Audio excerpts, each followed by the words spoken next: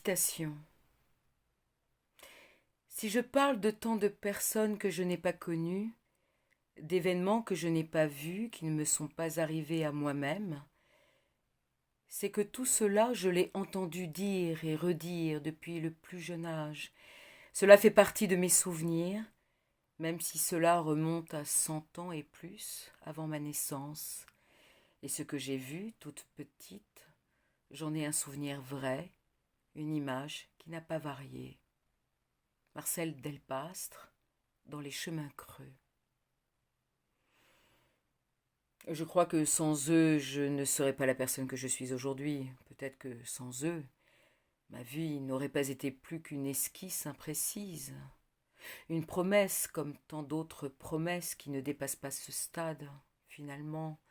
L'existence de quelqu'un qui aurait pu avoir été et qui n'est pas arrivé à être. José Saramago, discours du prix Nobel. Voici donc Entre toutes de Franck Buys, paru le 20 avril 2025 aux éditions Albin Michel, de 188 pages. La chronique a été rédigée en octobre 2025 sur Évanance littéraire, la page Facebook et le site internet. Une vieille femme se meurt. Le narrateur l'accompagne et remonte avec elle le cours du temps. Quels sont leurs liens ? On ne le sait pas encore, mais ils partagent le langage du cœur. Texte intime pour l'auteur que cette plongée dans la vie secrète de son héroïne. Raconter Marie, donc, c'est narrer également le destin de sa mère, Anna, de leurs maris Clément et Louis, et de leurs enfants et proches.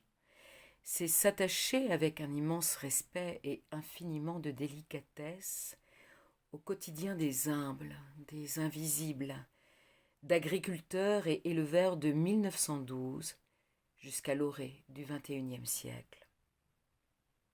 Deux femmes donc propriétaires de la ferme Les Vieilles Granges qui, victimes du destin, deviennent capitaines de cette exploitation sans hommes, se battant contre les éléments, les tempêtes, pour maintenir le cap et offrir à leur descendance un avenir.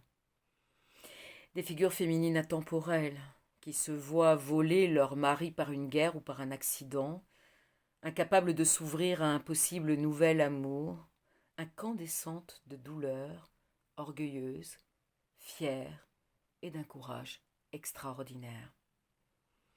Franck Buys fait renaître, sous nos yeux émus et admiratifs, le passé de nos aïeules, celles dont on garde la photographie jaunie en sabots, sur le pas de leur ferme au sol en terre battue, celles aussi, comme la fille de Marie, qui partiront à la ville certainement pour se construire un futur différent, fortes d'une éducation plus achevée que leur mère et grand-mère.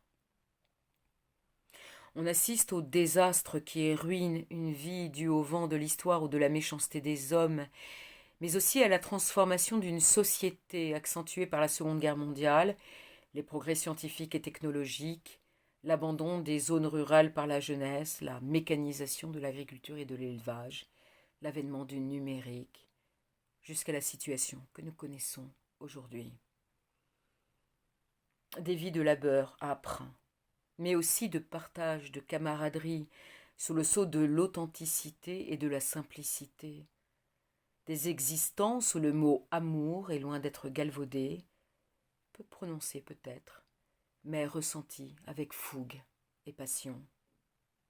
Des femmes inoubliables que nous portons en nous comme tous ceux qui nous ont précédés, dont les âmes sont inextricablement tissées dans nos chairs. Nous avançons et construisons ensemble. Faisons en sorte de ne jamais perdre la mémoire de l'essentiel afin de ne pas sacrifier sur l'autel du progrès des valeurs humaines indispensables à notre survie physique et morale. Un texte splendide comme toujours. Gratitude, Monsieur Buys.